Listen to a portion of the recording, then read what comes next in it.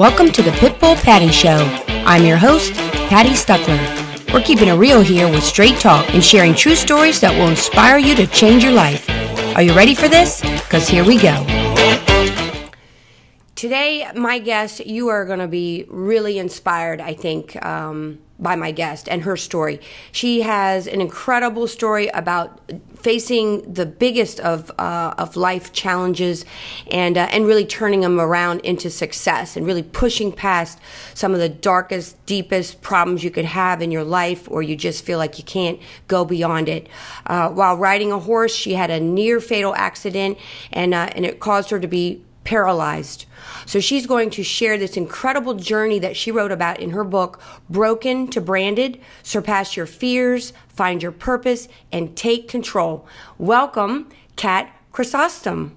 Thanks, Patti. Thank you so much for having me. Yeah, really thank you for being here. I'm so excited to have you on because I find personally so many people, including myself at times, but a lot of people that I talk to kind of have a poor me attitude when they go through life. They get really down and like they have it harder than anybody else. I find that a lot, in fact, kind of a victim mentality.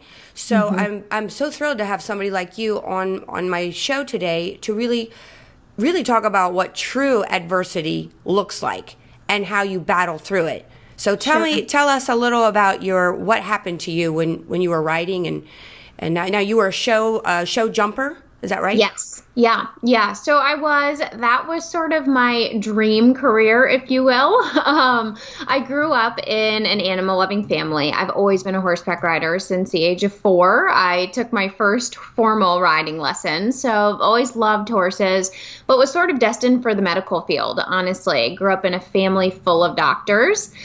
So was studying pre-med in school, was on a break in school in March of 2011, and went on a vacation to go do my sort of like dream hobby career. Went down to Florida, and out of all the crazy things I ever did on horses, I got almost fatally injured walking back to the barn. So I was actually just walking the horse that I was riding back to the barn, and he tripped. We both tumbled over each other. We were going up if you can imagine, this big embankment over a really large drop for drainage. So it was about a 15-foot drop. He tripped. We both fell off the drop for drainage into that. So it was almost like falling off of a bridge. And we both actually fractured our necks. I was temporarily paralyzed. The horse weeks later didn't make it. He ended up losing his life. And so, it really went from my life was on the track to, you think you know everything and you think you know exactly what you want, and everything was going really well until that moment, which changed really my life forever. So I can't even imagine how frightening that must have been to be, all of a sudden in a blink of an eye, such a crazy accident. So something that you couldn't even imagine, and you don't hear that type of accident. It seems like kind of a fluke, weird thing. So, and then you knew immediately that you were paralyzed? Well, no. So actually, I really don't remember the accident very well. The last thing I remember and it's like a perfect picture in my mind. The horse was wearing blue reins, and they were this bright, like beautiful royal blue. And when he tripped, I remember looking down and seeing those reins, and I saw his left leg was over the anchor rope. So there was like 18-inch anchor rope on both sides of this bridge. And I saw his left leg over it, and I saw the bright blue side reins, and immediately I thought, we're going down. Like, we're definitely falling off this. That was the last thing that I remembered. Until I was rolled into what I now know was Shands Hospital in Gainesville, it's a big teaching hospital down there, resident hospital. I was wheeled in, and there were these really bright lights, and this is pretty much, I remember that photograph of those bright blue side reins, and then I remember the bright lights. I had no idea that I was paralyzed at that point. I didn't know anything that had happened to me. But when I was wheeled in, there was 2 doctors on either side of me, and one was this young female, and the other was this older gentleman. And the older gentleman, the first thing I heard was, we already know she's probably going to be paralyzed. Let's just do the surgery. Oh, my God. And you remember hearing that? Yes, I remember hearing that, like, absolutely vividly. And on my left was this younger woman, and she said, we don't know that for sure. I really think we should opt for something less invasive. And so thank God I had just enough strength to cut my eyes and look over to her and motion to not do the surgery. So they opted to not do surgery, which would have solidified paralysis. So that was an incredible moment. So that really defined my whole life. Wow. And yeah, so that was the thing that I remember. So it was sort of all blackout between, the actual fall to being at that hospital. What was the surgery that they wanted to do that they had the option of not doing? So they wanted to fuse basically my neck. So I had a triple fracture in my C2 vertebrae, which is also known as a hangman's fracture. It's the same break that Christopher Reeves suffered from, who played Superman, of course. And it left him wheelchair bound for the rest of his life. So I had that same injury, but I also had an array of other injuries. I was on a ventilator. I had something called pneumothorax, which is when basically you hit something so hard it actually knocks the air outside of your lungs. So they put in a chest tube to relieve pressure so you can start to breathe again, and broken and bruised bones, just all sorts of things. But they wanted to do neck fusion. So basically they would have gone in and fused, my neck, the vertebrae, and it would have, because my spinal cord was so irritated, so it was so inflamed, that was what was causing the paralysis, it would have damaged the spinal cord. So I would have lost all my mobility. Wow. So by not doing it, then what was the risk of then not doing it? So the risk was obviously fear of the unknown, essentially. Will you regain mobility? I was put into something called a halo traction device. I'm not sure if you're familiar with what that is.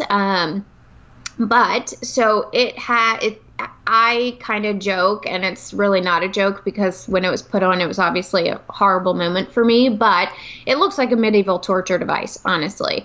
It is it's a carbon fiber vest that's sheepskin lined, and it has 4 metal rods, 2 in the front and 2 in the back. They come up. Each one literally has a halo around your head, and each rod has a screw that comes in and sits on top of your skull, and each screw is 8 pounds of pressure, so it's 32 pounds pressure total.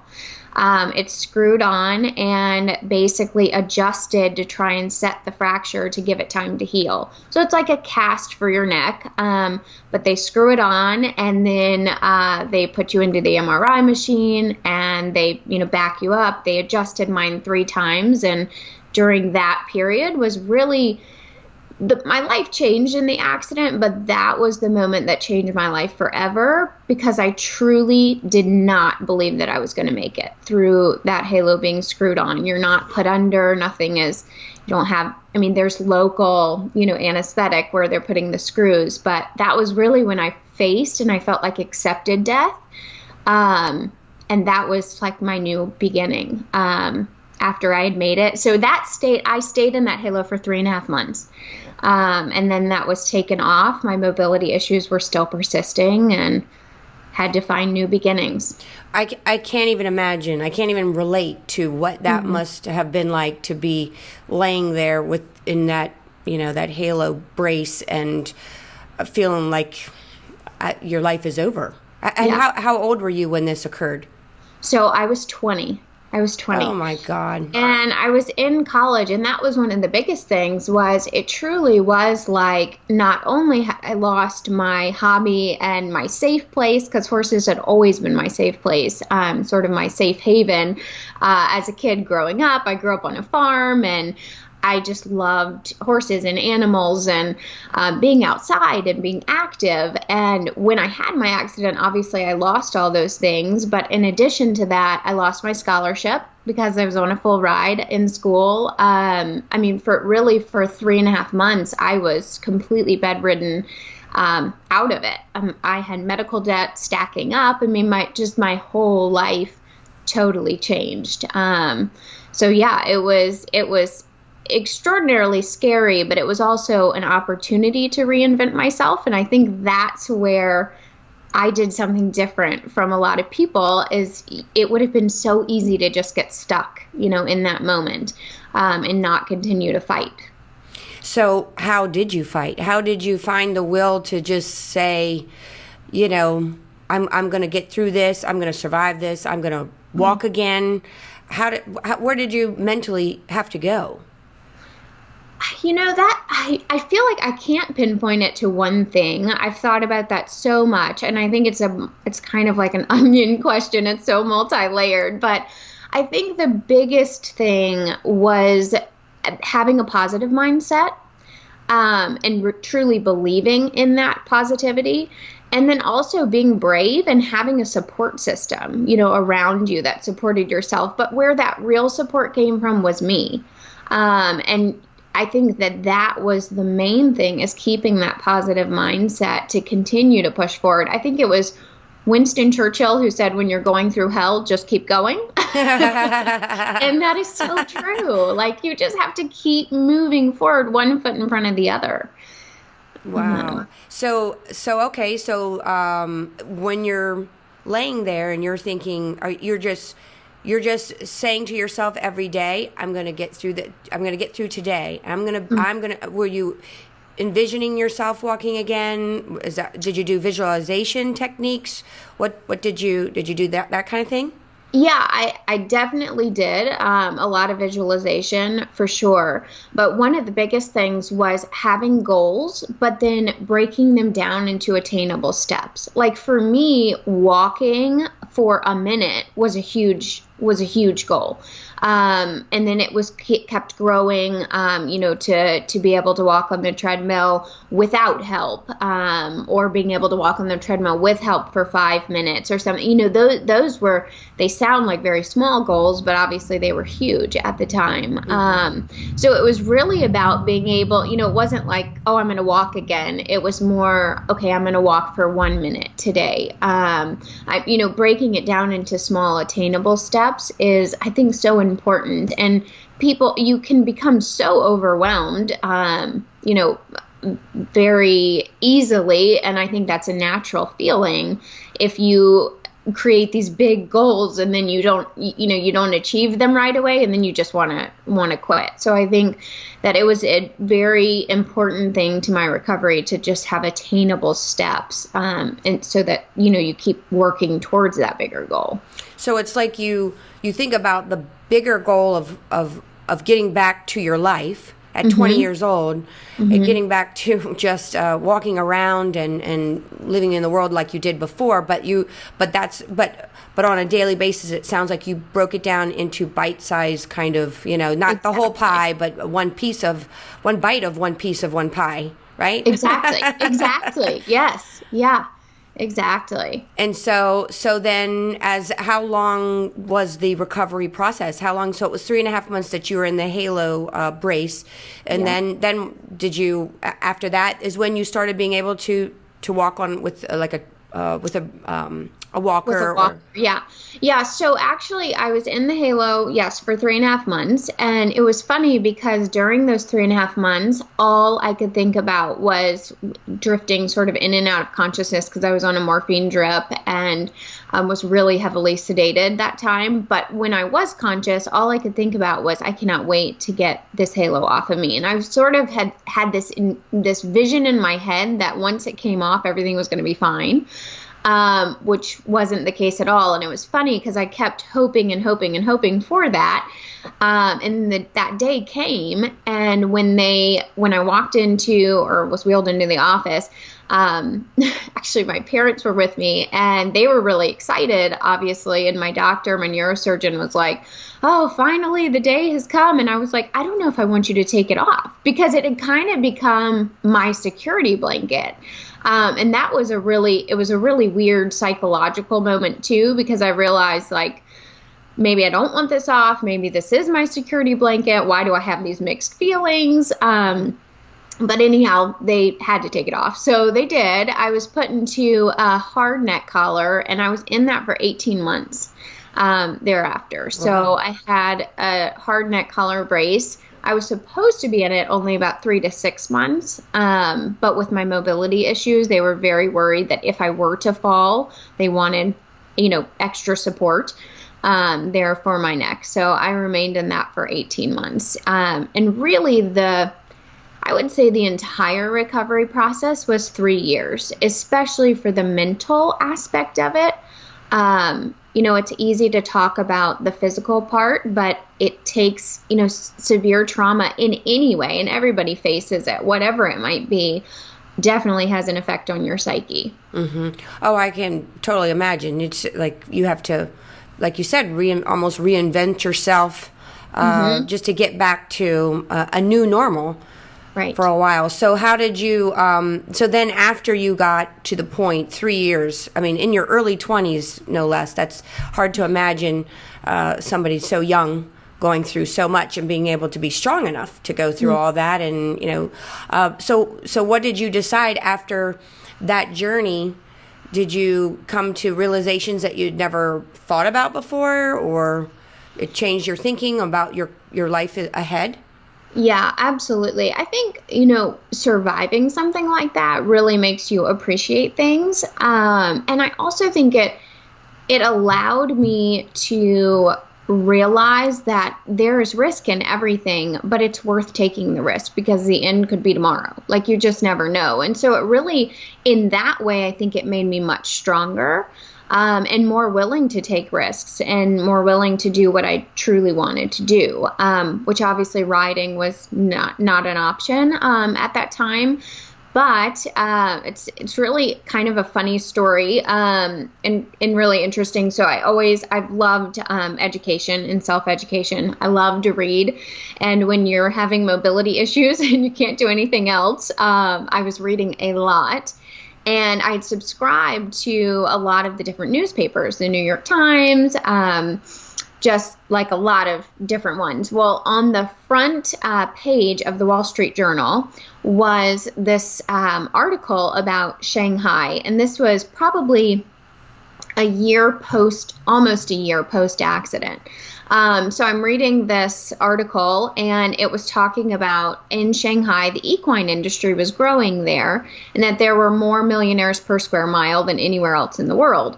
And I just thought, well, there's got to be some opportunity here. Like, I can't ride, but maybe I could sell horses to Shanghai. Like, I just, it really taught me to think outside the box. And I was desperate to find an identity. Again, and I just felt like going back to school was not the right thing for me, mentally or physically at that time. So that was really the start of my whole reinventing myself. I actually went to Shanghai and I cultivated all these contacts, and I flew over there. And that's how part of the therapy that I had been using was there was a team of engineers over there working on a wearable version of it. And so I thought, you know what, I'm going to go over there and look into this, and developed products from that material. But I guess going back to, recovering from the accident, I think that having any sort of trauma in your life can either, it makes you sort of seclude from reality, or it makes you more ambitious and willing to take more risks. And I chose that latter path. So it almost sounds like someone who has survived cancer, where they see the face of death in front of them. And then when they are able to escape that and live, they have this newfound freedom to just realize, wow, I better, get to getting and do whatever I want. Exactly. And we think about, how sad it is to think that we have to live through such a horrible trauma to be able to tap into that power, because everyone has that power within them. It's just, I think that it's not realized until you've survived something, in these cases, what you just were talking about with cancer or a terrible accident, car accident, whatever it is. I think that, it's just not realized and used. Mm-hmm. Yeah, it's a shame. Like you said, it's a shame that we all have that already. but it's kind of like what's that movie? The Wizard of Oz. How I think the Good Witch tells Dorothy something about you had it all along. You know what I mean? Right. Something like that. You had it in you all along. I don't remember the quote, but it's like that. It's we stay stuck, afraid. We're almost paralyzed, if you want to use that word, in our own little world, afraid to venture out too far, afraid of risk. So in a way, this is a weird, sounds like a weird blessing, even though it was horrific and so scary and life-changing, but it opened up your world. Otherwise, you'd probably be a doctor right now, right? Yeah, exactly. I wanted to be a neonatologist, actually. And so, I'd probably be taking care of preemie babies and in the NICU. Which would be cool. But now you started a business, right? So tell us about your business. Yeah. So actually, in my recovery process, I had been I had terrible migraines, because what a lot of people don't realize is when, your skull is made up of a lot of different bones. It's not just one. So when you have 32 pounds of pressure for 3.5 months on your skull, it actually contracts. So when that halo was taken off, it was expanding. And I had debilitating migraines. I was having a hard time chewing, talking, any sort of movement of my jaw.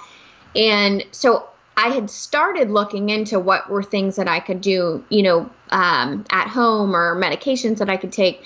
And basically, before I knew it, I was on 13 different medications, whether it was treating the migraines, the pain. I was on a lot of, like I said, the morphine, just a lot of different things. And it was masking the pain, but it wasn't helping me actually live a more normal life.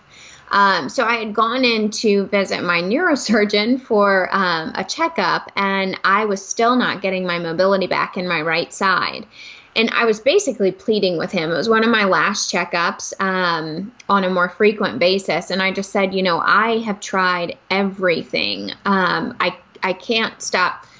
Obviously, painkillers, and there's a lot of side effects that a lot of people aren't, necessarily privy to. So I was dealing with digestive issues, and had developed celiacs, and just my whole world had been turned upside down. And in a very offhand way, on the way out the door, after telling me that I couldn't do anything, that I needed to do more physical therapy, he was giving me a new referral. He said, "Oh, and by the way, I've heard about something called far infrared light therapy. You should probably check it out." And I was like, "Wait, stop. What is that? Tell me more." So he left, walked out the door, and that night I started researching it. And there was a local chiropractic office in the town I was living in that offered a red light solarium that you could sit in front of with this far infrared light therapy. It was totally foreign to me. And I went in, I sat in front of it, and that was the first day since before my accident that I was able to walk out on my own, unassisted, out of the office. Wow. And it was just it was incredible what it did for me. So I started using that very regularly. And it was as long as when I was in front of the light, and about 2.5 hours after, I had full mobility. And so I started becoming fascinating, and with my medical, sort of background and biology background, I was able to put it together. I started doing a lot of research, and I found that my spinal cord was so inflamed, it was becoming bruised. That's why I was losing my mobility. There was no damage to my spinal cord, but that was the fear of the unknown. Would the bruising turn into damage? Would the swelling cause damage?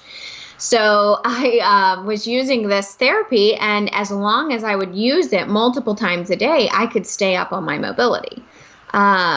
So I really wanted to take the therapy. I felt like not enough people knew about it. I wanted to be able to share it with other people.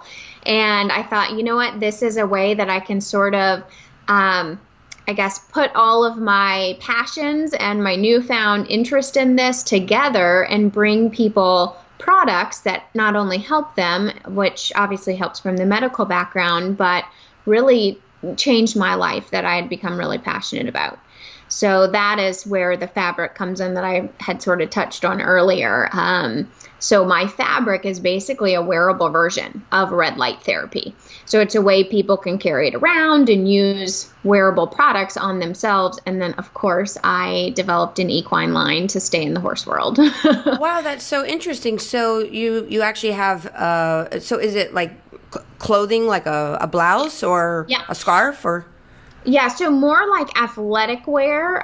So we have braces, and we also have blankets and bed sets. We do, so funny that you said a scarf. The very first product that I developed was a scarf, and it literally looked like you had gotten nice like kitchen scissors, cut out the scarf. And it was the very first product that I ever did for myself, and I thought if it makes a difference on me and it can wean me off of the light, then this will be my, case study, and I will develop the products, in bulk production. So the man that I was working with, he took a huge risk in me, in Taiwan. He is still who I work with today. But he developed the products. I helped him in the, finalization process, and he let me place a very small, starting order, which is an amazing thing now that I know what I know about textile manufacturing. Back then, which is probably a lot at this point, right? Yes. I have a feeling. Yeah. I have a feeling you know an awful lot about it now. Yeah, and I didn't know very much then, so I was like, "Oh, that's so nice of you to let me, get a small order." Which now I know, knowing what I know, it was a huge risk that he took on me, because that's a very expensive thing to do for him. Mm-hmm. But I used the scarf, and I was able to completely venture away from the light, and just use the wearable therapies. And so that was my very first product, was the scarf that I began selling. Wow. And now so you found success in a market for it, obviously, in the medical field. I would imagine a lot of people became aware of that, and so now you have product lines more refined beyond the scarf and so forth. It sounds like. Yes, it doesn't look like we used our kitchen scissors. Much more refined, nice. And so we have a full line of people products, and then I've always been passionate about animals. And so as I was developing products for myself and for people and having them test them, basically I was thinking, okay, how can I transform this people product into something that does the same thing for horses? So I began building the equine line, and we have clinical studies on the veterinary science side, and have worked with thousands of people and horses, and we're launching into the canine market on December 15th of this year, which is really exciting. Yeah. Is that, so like say, is that for dogs or, because you're getting ready to go into that market, or horses that have severe injuries, or for horses or animals that have inflammation?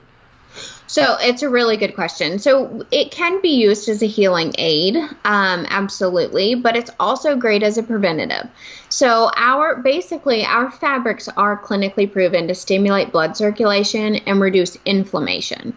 So our customer promise is increased mobility and less pain in 3 weeks guaranteed with any of the products. Wow. But you can use it as a preventative. You could use it as a healing, part of your healing regimen. You can use it for a lot of different things. And a lot of people say, well, I don't have a performance dog, or I'm not an athlete. And that doesn't matter. We have people who are bedridden. We have some hospice patients who the hospice care will buy the blankets just to provide in in those last few weeks of life, the most comfort. So it's a lot, there's so many different uses, but just for more comfort overall. Wow. That is so fascinating. I find that just mind-blowing, actually. I have a family member who is bedridden. She's got arthritis that has led to many problems over the last 35 years or so. And we're hoping that she can have surgery and be able to get back on her feet again. But it's been a very, very difficult journey for her. So somebody like her, it sounds like this might be something she might want to to try a product that might be of benefit to her. Sure.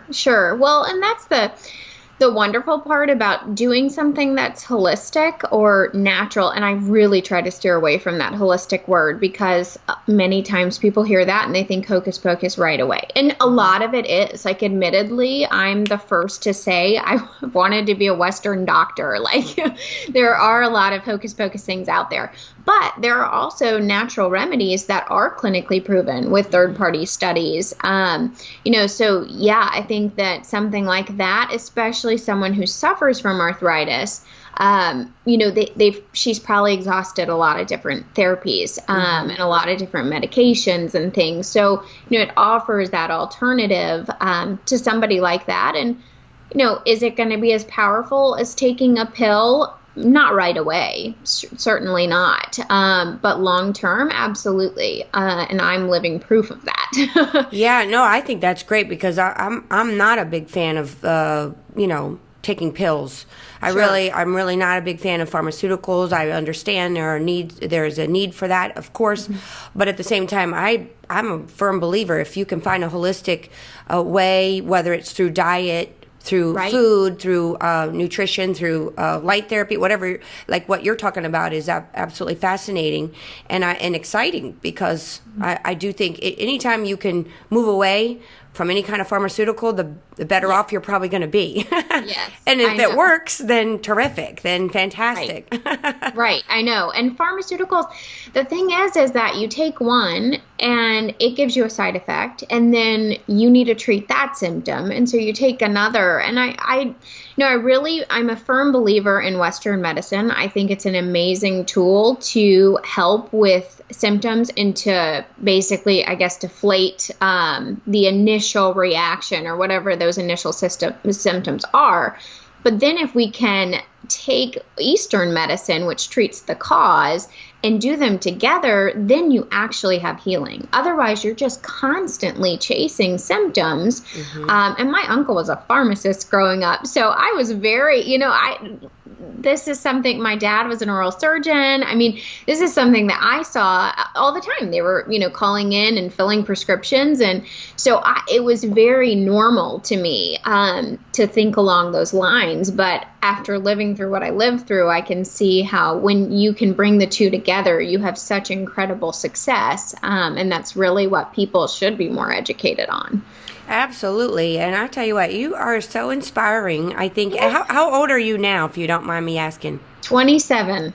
27. Oh my God. Well, you're beautiful and amazing. And 27, you seem like a much older soul at this point. I have a feeling that is the case with everything that you've gone through is amazing. I want to, commend you for just really being able to do all of this and to really combine your medical background, medical interest and education at some point to your love of animals and horses, and I think people will find this really interesting. I have 2 dogs with arthritis. They're both 14 years old now, so I'm excited to think about also checking into what you've got coming up with the dog line. So how can people find you?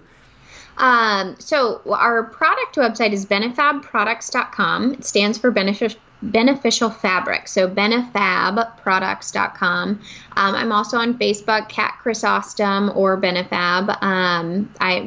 I have 2 separate pages. So Instagram, we're on basically all of the social media platforms, but there's a lot more information about the brand story. And then the book, Broken to Branded, is offered on Amazon Prime as well.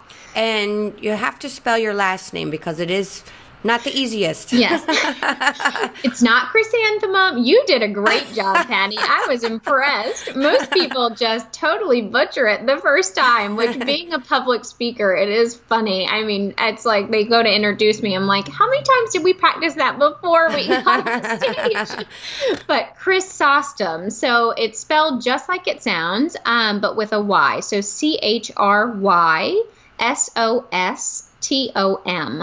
Chrysostom. And Kat is with a K, K-A-T. K-A-T. And Benefabs is B-E-N-E-F-A-B. You got it. Yep. So Benefab.com. benefabproducts.com. Benefabproducts.com. So so people should check that out, because I think you sounds like you're on the cutting edge of some really great, a great help out there for people and animals. Thank you. So thank you so much. Well, thank you so much, Kat, for coming on. I really appreciate it, and I think you're just truly inspiring. And hopefully, also, not only will people hopefully check out what you're doing, but also look at your life and be able to say, wow, I need to get off the couch and do whatever it is, maybe turn off the cell phone and the TV and everything else, and really look within, kind of think about what they might want to do, some really cool things like you're doing. Yes. Yeah. Don't wait for the big accident. Don't sit around and wait for that. Just find that power within. But absolutely. I think what you're doing is great too. Thank you so much, Patti. I appreciate it. Oh, you're welcome. Well, this wraps up this episode of the Pitbull Patti Show. So until next time.